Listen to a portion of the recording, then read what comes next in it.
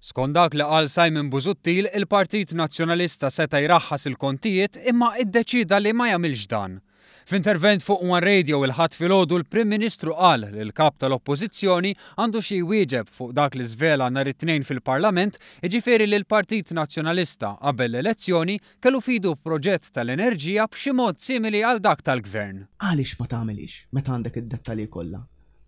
L-unika soluzzjoni, l-unika tweġiba li stajt insif moħħi kienet illi għax kien hemm il-politika li tkompli taħdem biż-żejt u nafu kollha bil-provi illi iż-żejt kien jinxtara bil-commissions.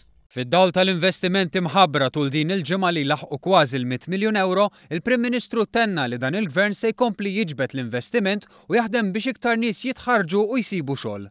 Xogħol u riżultati li qed jinkisbu grazzi għall ħidma tal-Gvern u l-fiduċja tal-poplu.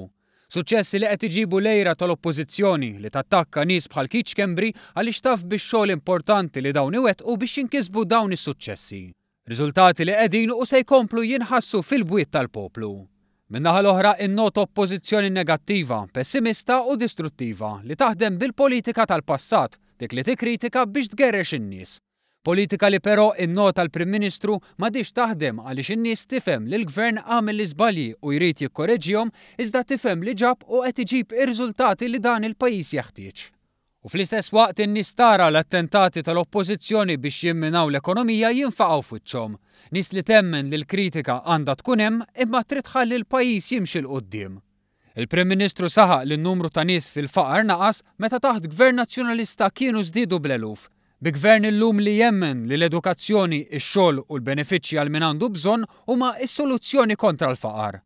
Il-Prim Ministru ma naqax milli jikkummenta dwar is-saħħa fejn spjega bħala tal-meravilja kliem Claudette Buttigieg li għaliha taħt Gvern Laburista qed jimirdu iktar nies. Fil-qasam tas-saħħa, il-min tafda li jmexxi l-qasam tas-saħħa lil Claudette Buttigieg jew lil Konrad Mizzi u Chris Fern. It's a no-brainer, ovvja.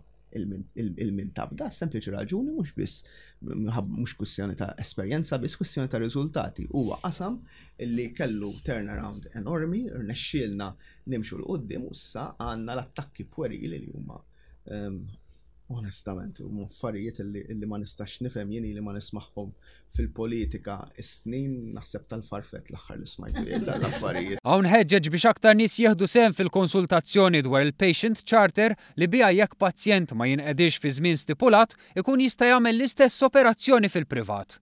Ma naqasx ukoll milli jitkellem dwar il-każ Mario De Marco.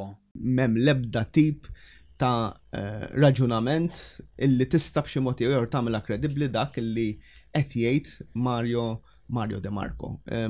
U s-sitwazzjoni ta' Mario De Marco mhijiex tenibbli.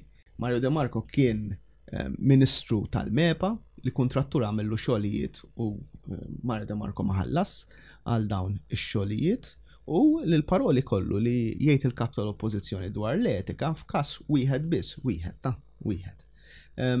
Sfumaw fix-xejn.